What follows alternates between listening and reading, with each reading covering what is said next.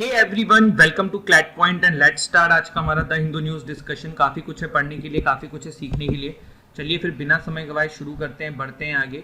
देखिए, अगर आप लोग क्लैट यूजी 2024-2025 की तैयारी कर रहे हैं तो आप लोग चाहें तो हमारा जो है ऐप डिस्क्रिप्शन से डाउनलोड कर सकते हैं क्लैट पॉइंट, एंड हमारे कोर्सेज़ को चेक कर सकते हैं जिसमें आपको क्लैट 2024-2025 दोनों के ही कोर्सेज मिल जाएंगे। बहुत ही नॉमिनल कॉस्ट पे, रीजनेबल प्राइजेस पे कोर्स है जिसमें आपको 7 books, live classes, personal mentorship सब कुछ मिलने वाली है। तो please download our application and go through with the demo classes, और अगर अच्छा लगता है तो गेट योरसेल्फ इनरोल्ड। देखिए, पहली न्यूज़ जो है आज की वो है judicial panel to probe Manipur violence. तो देखिए, मणिपुर वायलेंस के बारे में डिटेल में हमने देखा हुआ है। अब यहाँ पे क्या होने वाला है, यहाँ पे एक कमीशन बनेगी जो कि हेड करी जाएगी एक रिटायर्ड हाई कोर्ट के चीफ जस्टिस के द्वारा। अभी इनका नाम सामने नहीं आया है, और ये आएगा तब वो नाम थोड़ा सा इंपॉर्टेंट हो जाएगा, बट अभी तो नहीं है।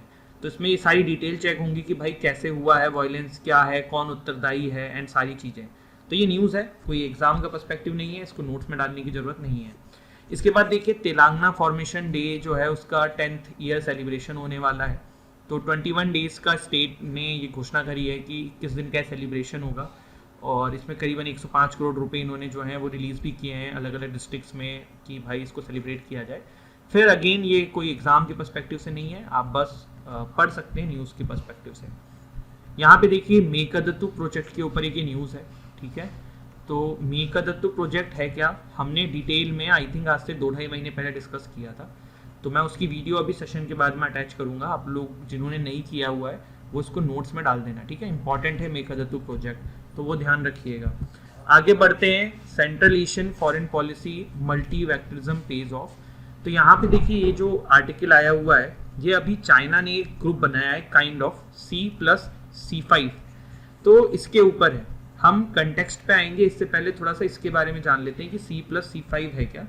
देखो, C+C5 ना, चाइना ने 5 सेंट्रल एशियन रिपब्लिक्स के साथ, 5 सेंट्रल एशियन कंट्रीज के साथ एक ग्रुप बनाया है जिसमें आपका उज्बेकिस्तान है, ठीक है, कजाकिस्तान है, तजिकिस्तान है, तुर्कमेनिस्तान है, एंड किर्गिस्तान है। देखो, ये C+C5 ना आपके नोट्स में जाना चाहिए, नया है और मॉक्स में, एग्जाम्स में आपके काफ़ी नंबर यहाँ से बन सकते हैं।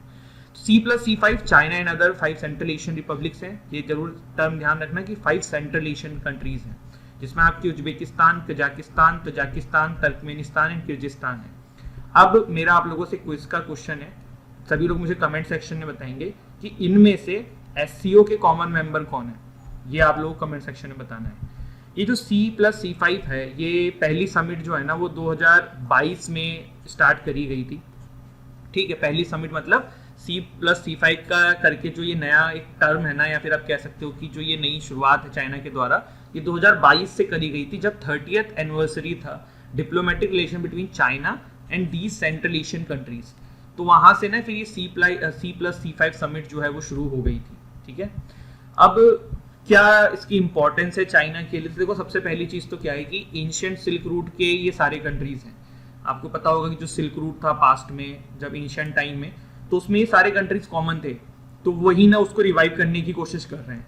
इसके बाद चाइना को देखो, एक्सपोर्ट का मार्केट दे रहा है, चाइना इन कंट्रीज में अपना माल बेचता है तो चाइना कमाई करता है, तो वो एक बहुत बड़ी चीज़ है। प्लस ये जो सेंट्रल एशियन कंट्रीज है ना, ये काफ़ी रिच हैं इन किस चीज़ों में, गैसेस के मामलों में, ऑयल के मामले में, मिनरल्स के मामले में, जैसे कि यूरेनियम हो गया, कॉपर हो गया, गोल्ड हो गया, तो चाइना की यहाँ भी नजरें हैं। प्लस एक सबसे इंपॉर्टेंट चीज़, जिनजियांग रीजन जो है चाइना का, आपको पता है कि यहाँ पे चाइना जो है कितना ज़्यादा ह्यूमन राइट वायलेशन करता है, और मुस्लिम कम्युनिटी यहाँ पे रहती है चाइना के यहाँ, तो उनको फिर जो इस्लामिक कंट्रीज हैं उनका सपोर्ट कहीं ना कहीं चाहिए कि भाई हम यहाँ पे कर रहे हैं तो हमें कोई बाइकआउट ना कर दे फ्यूचर में।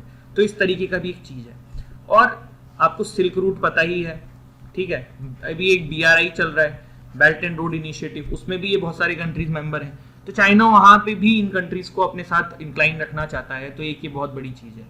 देखो, ये जो कंट्रीज है ना जिनका नाम हमने भी देखा, जैसे कि उज्बेकिस्तान हो गया, कजाकिस्तान हो गया, तजिकिस्तान हो गया, तुर्कमेनिस्तान हो गया, किर्गिस्तान हो गया, ये जो कंट्रीज है ना ये CSTO के पार्ट है।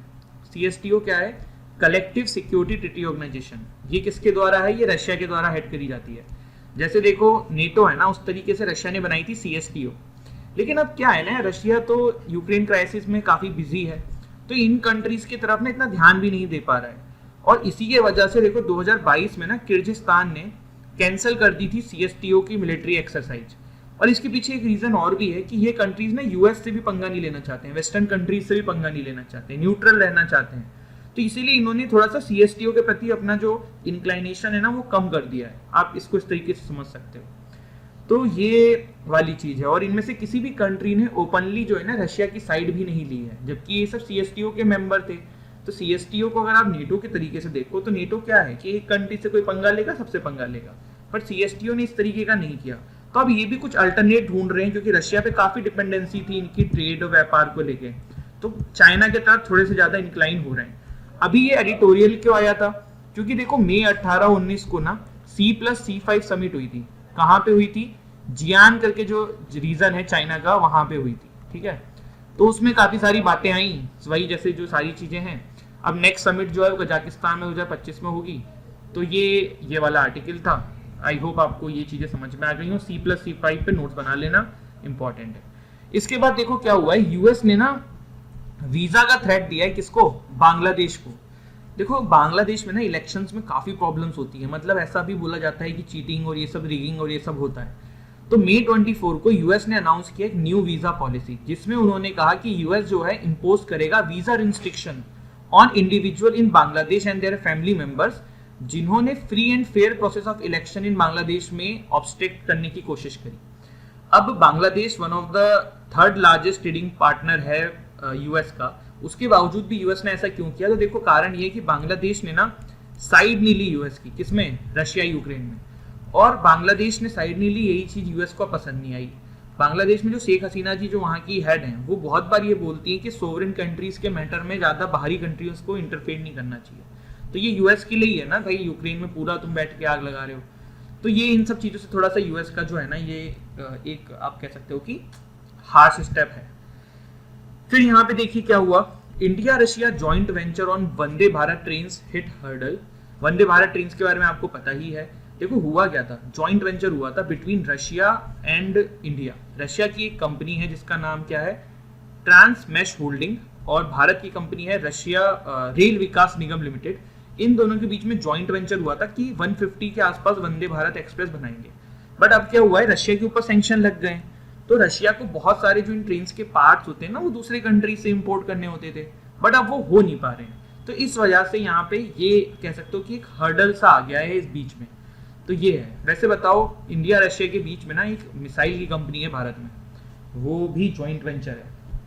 आई होप ये भी कमेंट सेक्शन में आप लोग बता पाए। फिर यहाँ पे देखिए क्या है कि south Africa mules legal option on ICC warrant against Putin. यहाँ पे देखो दो टॉपिक हैं, एक है ब्रिक्स जो कि मैंने लास्ट वीक ही कवर किया है। तो जैसे अब आप इसको पढ़ो ना या फिर कुछ भी करो तो पहले ब्रिक्स को अपने दिमाग में रिवाइज करके देखो, जो आपने अगर नोट्स में डाला हुआ है कि ब्रिक्स क्या है, कब बना था, कौन सी 5 कंट्रीज हैं, कहाँ पे समिट हुई थी। और अगर वो याद नहीं आ रहा है तो पहले नोट्स को पलटो। इस तरीके से ही करंट अफेयर्स पढ़ा जाता है, कनेक्टिंग द डॉट्स। तो वो वाली चीज है। तो ब्रिक्स से क्या हुआ कि देखो आईसीसी जो है ना, क्या है आईसीसी? International criminal court. इसके बारे में कभी मैं आपको डिटेल में बता दूंगा, वरना जो राइज मैगजीन आती है ना उसमें हम डालते हैं आईसीसी का भी फुल पूरा डाल देते हैं, क्या है कैसे नहीं है। तो आईसीसी जो है ना, इंटरनेशनल क्रिमिनल कोर्ट, ये पुतिन जी के अगेंस्ट में वारंट इशू कर चुकी है वॉर क्राइम्स के चलते हुए। अब आईसीसी का मेंबर कौन है? आपका साउथ अफ्रीका भी है। ठीक है, अब साउथ अफ्रीका मेंबर है, ब्रिक्स की समिट साउथ अफ्रीका में होने वाली है। तो ये पूछा गया साउथ अफ्रीका से कि भैया जब पुतिन जी आएंगे साउथ अफ्रीका तो आप मेंबर हो, तो आप बाइंडिंग हो आईसीसी के द्वारा कि आपको अरेस्ट करना है। आईसीसी के जो भी मेंबर्स हैं, अगर उसने आईसीसी ने किसी को क्रिमिनल घोषित कर दिया है तो अगर वो बंदा वहां पे पाया जाता है then you need to arrest him. तो क्या साउथ अफ्रीका पुतिन जी को अरेस्ट करेगा? देखो प्रैक्टिकली देखा जाए तो भाई अगर करने चलेगा तो साउथ अफ्रीका का नामो निशान मिट जाएगा। लेकिन अब साउथ अफ्रीका इसलिए भी प्रॉब्लम है ना क्योंकि ब्रिक्स का पार्ट है, ब्रिक्स में रशिया भी है। अब अगर वो ये कहेगा कि नहीं हम करेंगे तो फिर तो रशिया के बिल्कुल एंटी हो जाएगा, और अगर वो कह देगा कि नहीं करेंगे तो फिर वो यूएस के बिल्कुल एंटी हो जाएगा। तो ये वाली चीज है।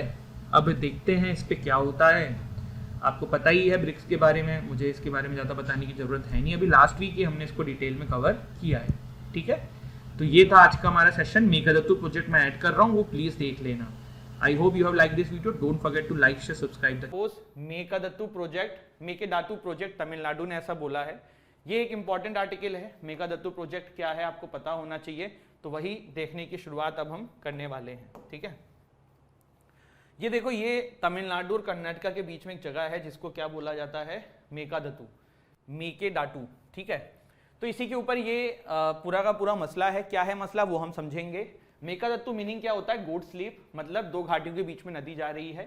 ठीक है, ये कहाँ पे है, तो कावेरी एंड ट्रिब्यूटरी अर्कवती के कॉन्फ्लुएंस पे मेकादत्तु जगह जो है ये स्थित है, जिसके ऊपर ये पूरी चीज हो रही है। अब ये हो क्या रहा है, देखो बेंगलोर में आपको पता है कि ड्रिंकिंग वाटर की प्रॉब्लम समय समय पे देखने को मिलती है। उस ड्रिंकिंग वाटर की प्रॉब्लम को समाप्त करने के लिए एक मेकादत्तु प्रोजेक्ट करके जो कॉन्सेप्ट है ना, ये लाया गया था कर्नाटक सरकार के द्वारा। इस पे ऑब्जेक्शन है तमिलनाडु को। क्यों है, मैं पहले इसको बिल्कुल लेमन लैंग्वेज में समझते हैं। कुछ आपको मैं एक इमेज दिखाऊं जिससे कि आपको बेटर समझ में आएगा। ठीक है, देखो लो रिप्रियन स्टेट क्या होता है, मतलब ये जो है ना, ये अपर रिप्रियन स्टेट है, ये लो रिप्रियन स्टेट है। मतलब जो रिवर होती है वो ऊपर से नीचे की तरफ बह रही है, तो जो ऊपर होता है उसको क्या बोलते हैं, अपर रिप्रियन स्टेट, और जो नीचे होता है उसे बोलते हैं क्या, लो रिप्रियन स्टेट। अब देखो लो वाले को प्रॉब्लम क्या होती है, जैसे यहां से पानी आ रहा है, नदी का पानी आ रहा है, ठीक है, बीच में डैम बना दिया तो पानी सारा यहां पे रुक गया। ठीक है, पर क्या होता है जब इधर पानी ज्यादा भर जाता है ना, तो डैम का पानी अचानक से छोड़ देते हैं। तो जो लो रिप्रियन स्टेट के इधर के गांव जो होंगे, जब देखो ये डैम छोड़ दिया जाएगा यहां से, तो जो पास के गांव होंगे यहाँ पे बाढ़ आने की संभावना है, यहाँ पे फसलें खराब होने की संभावना है। तो एक तो ये रीजन रहता है। दूसरा रीजन ये रहता है कि भाई जो लो रिप्रियन स्टेट है वो ये कहते हैं कि भाई सारा पानी तो तुम ही लोग यूज कर लोगे, यहाँ पे डैम बना के पानी आगे ही नहीं आने दोगे, फिर हमारे भी तो पानी का पूरा पूर्ति खत्म हो जाएगा। आप ये देखो, यहां से अगर पानी को रोक दिया गया तो कंट्रोल किसके पास है, जिसके पास ये डैम है वो कौन है, अपर रिप्रियन स्टेट। तो वो अपनी मर्जी से पानी आगे छोड़ेगा, पीछे रोकेगा। तो ये जो प्रॉब्लम होती है ना, ये समझाने के लिए एक बताया है मैंने, इतना डिटेल में इसको बिल्कुल दिल पे मत लेना, पर समझ गए होगे। तो लो रिप्रियन स्टेट को हमेशा दिक्कत होती है जब अपर रिप्रियन स्टेट कोई कदम उठाता है। तो मेकादत्तु प्रोजेक्ट जो है ना, मेकेदातु प्रोजेक्ट, ये क्या है, ये 9000 करोड़ का एक एम्बिशियस प्लान किया गया था। ठीक है, एम्बिशियस प्लान किया गया था to store and supply water for drinking purpose for the Bengaluru by Karnataka government. 400 megawatt का पावर प्लांट यहाँ पे लगा, मेगावाट का पावर प्लांट लगाने की बात यहाँ प्रपोज करी गई थी, जिससे कि जनरेट किया जाएगा। कर्नाटका स्टेट गवर्नमेंट के द्वारा 2017 में इसको अप्रूव कर दिया गया था, और मिनिस्ट्री ऑफ वाटर रिसोर्स के द्वारा भी इसको हरी झंडी मिल गई थी। अभी ministry of environment and forest and climate change का इस पर अप्रूवल शायद लास्ट टाइम आई चेक्ड कि आना बाकी था। तो ये बहुत इंपॉर्टेंट हो जाता है इसका अप्रूवल।